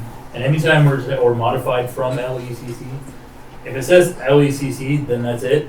That's a state mandated requirement we're gonna have to adopt. Right, okay. Period. So John, where are you at in all this at this point? You understand what? Yeah, I read through all this stuff Okay. over the weekend. Okay, good. I was I'm glad you bored, did. you know, so, Okay. I mean, it kind of makes sense, and like you, if it's, the state's, it's coming, the state's requiring quite a bit of this, and if the cohorts added some stuff that they feel is beneficial, The big dog's coming. Right, and the reason why we kind of we recommended the cohort, because if for some reason we did, it'd be a lot easier to dial down amendments than it is to ramp them up afterwards. Right, so you can always peel back. Exactly, so we kind of recommended to go for the most stringent, Okay. and then we can peel back out if the stakeholders have that. That's- It's a little bit of a bargaining chip too, if you do that. Okay. So, up to this. So as it is right now, we have no idea how the stakeholders are Yeah, going to this is react. just step one of this whole matter. That's what Correct. So, okay. All right, so we need a motion on the floor to hand this ball game to these guys. I move that we approve the draft commercial amendments for the 2024 ITC adoption with the cohort's recommendations.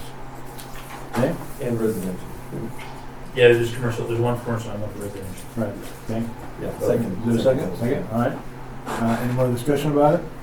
All in favor? Aye. Opposed? Okay. Go balls in your court. That's all we Real wrote. quick, Can I just ask one question?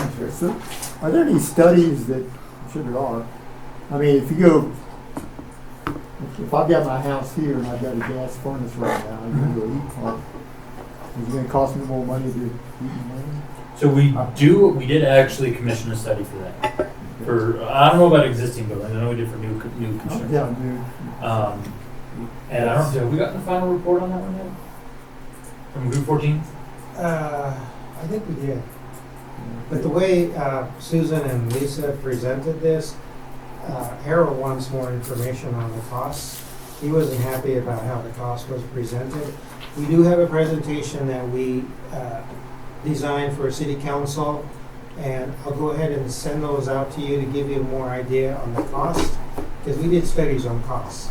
Yeah. And Yeah, because like right now, if you get a dual fuel setup, you know, they have this transition point, which is around freezing, you know, and yeah. supposedly you switch to gas when you're below 30, 32, whatever. There's a- because there's it's a Yeah, higher- less for the mixed expensive. use. There's a higher startup with electric appliances because they are more expensive, but according to the study, it's supposed to be more economical, and in the long run, you're going to save money. we anecdotally have not seen that. Granted, I've built 5 more electric buildings now for Boulder, and they'll cost more in energy use. And Boulder's whole point of it, though, was that you have alternative fuel electric. Right? That was the main reason. It wasn't for cost. It was that you can have wind and solar and electric. Just to show that it's Generate. possible. Exactly. The energy that's coming in is cleaner. They didn't care about the cost. Right, right. So it's, Yeah, which is a good point. I mean, Yeah. That's, but that was our policy and philosophy. So I mean, if you're looking just from economics, I haven't quite seen it. Let's switch to coal. I mean, wood. Wood, yeah, they're gonna say. Yeah. So there's a Group 14 study that came out with the new LECC that talks about why they chose to not only supersede the 24 cycle and go to something else, and that there's a small, like a $5,000 reduction in using the state codes over the straight IECC, and they try to make it easier to navigate than the IECC. The 24 IECC, which apparently, which I haven't cracked, is considerably more convoluted. So that was Group 14's report to the state. The worst part we're finding out is on the fire station we just did, it's almost net zero. And we're barely any electrical usage, yet they still charge us $5,000 a month. So does for demand usage. So it's a demand charge. We're actually using Yeah, like Oh, that. yeah, electricity. yeah. It's that we could, and so they It's charge that for you it. gotta reserve it. Rise. Yeah. Yeah. So even if you offset it with solar, So we're still gets paying their the main piece, charge. Yeah, which is why, I mean, we are working closely also with LPC, Longmont Power. Uh-huh. Yeah, you may be different. Yeah, there's a Susan Bartlett over there is working closely with us with the cohort adoption. Because one of my biggest things, especially when the mayor was like, we want electrification. I was like, can our grid handle that? No. And just about every answer I've gotten from all of Susan employees, no. Not if it all switched like that. Yeah. Right. Over And time. that's the yeah. thing. Yeah. Just one last thing. I was looking at that chart. You were wondering about why the smaller units got a bigger credit. I think it's probably just the economy of scale, right? Because more houses are going to be built in that size range, so maybe they want to do. So we're gonna push on them harder? Right, because you're going to get a bigger payoff on. That makes a lot of sense. I don't know. Yeah, no, you're talking, aggregately, that makes a lot of sense. Yeah, but you're right. It should be. Yeah, Or, look at that, I didn't think about that But percentage. once you exceed 5,000 square feet, you have to go net zero. Right. Right. And that's a higher standard. Way higher And standard. if you're going over 5,000, you can do it. Yeah, I mean, I don't know about you guys, but unless I win a lottery, there's no way I'm gonna be able to build a 5,000. I couldn't buy my own house right now if I did it right now. Yeah. As far as I know, there are zero, little to none over 5,000 in the city limits alone. No. I want to say there was one built for a developer. Like within the neighborhood, he'd made his own house. Right now, I don't see you're gonna What have a about lot the- big enough. Exactly. What about that rectory? I guess the rectory was probably It was more, it was pretty big. Yeah. Okay, so did we vote on this already? Yes. All right, Yes. so. It's in our hands, plus. Okay, Yes. all right. Is Next there order any of other- business would be old business, Okay, and I'm not for sure what we're gonna cover in old business. Was let the chair handle it. I don't recall seeing any old business that we needed to go through. You guys think of anything that we The did? last The last time one we was a met year was ago. for the code, and Right, we took care of it, so I don't think there was anything in the room. okay, all right, so then I think that pretty much covered what we got. Do we need a motion to adjourn? What about new? Any new Any business? new business? I don't have any. Anyone else? Nope. I guess real quick, I'll just mention that we will probably be cracking down a little more in the next coming years of contractors. So you guys might end up seeing a little more of them in the next coming years. Oh, gotcha, Okay. Board of Appeals. Doing work without licenses? Work without licenses, work without permits, putting in plans and then not following them whatsoever. Okay. We have a list going of our bad actors. Already? Yeah. Okay. And so I'm just kind of giving the word out there. Don't be surprised if Okay, so Start bringing some- that'd be our responsibility to review those charges? Yep. Yeah, you could decide on suspension, complete removal, Okay. depending on how egregious the violation is, to just a letter of reprimand. There have been nothing else in terms of code enforcement we have to cover recently at all? Nope. Like we did last year? Not that I'm aware. Okay. Would fines be an option in that scenario, or is For it- are fines an option in that, or I is don't it? think I'll we have the look. ability to fine. I think that has to be done through the prosecutor. I was just curious what was on the Yeah. table. But there'd be just a rescission of their license, basically. But I don't know about you guys, but the suspension of a license to me is a hell of a lot more than just, I'll pay you $500, leave me alone. If you lose your license, That's a big deal. I was just thinking like what they do for us architects, right? There's a lot of fines involved. They don't go to that license suspension. Yeah. It's easy. I didn't know if it would be the same for contractors. So if that happens, then is there like a plumber? We get Dora involved in that at all? If they're that bad, yes. Okay, so you have John McGee on a short call.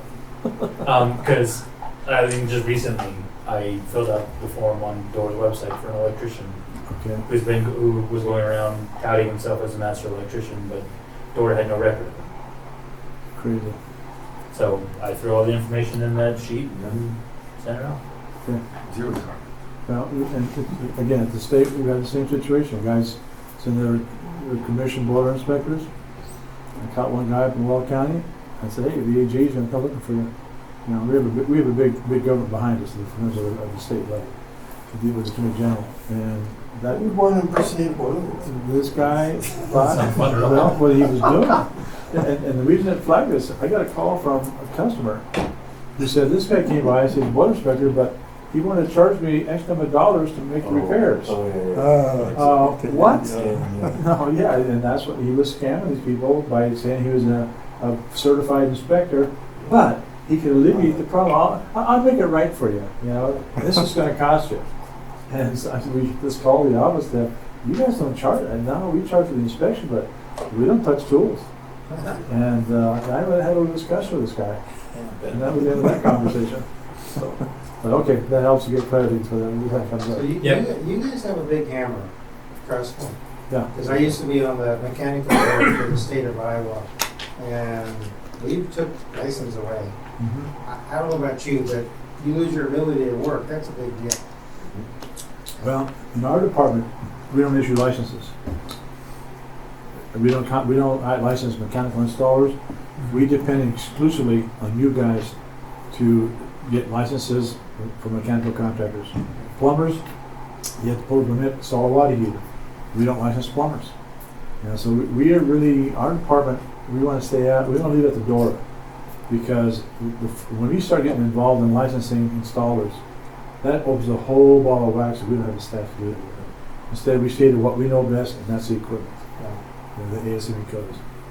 So we do that to you guys. This is why when I send you an email, hey, Blas, I said this guy, let's make sure he has a permit and a license, kind of like, because this is a nasty looking installation. You know, it's all going to matter to you. You know. I mean, there's only so many times I want to see a contractor do work without pulling permits. After a while, it's like, you are violating the code. You have to pull your permits. Law. It's wrong. Yeah, You have exactly. to be accountable for that. Pretty much so. Yeah. Okay. All right. Any other business we cover? Okay. Need a motion to adjourn? Move to adjourn. All right. Second. All right. Then move to adjourn. All in favor? We're out of here. Thank you. You guys are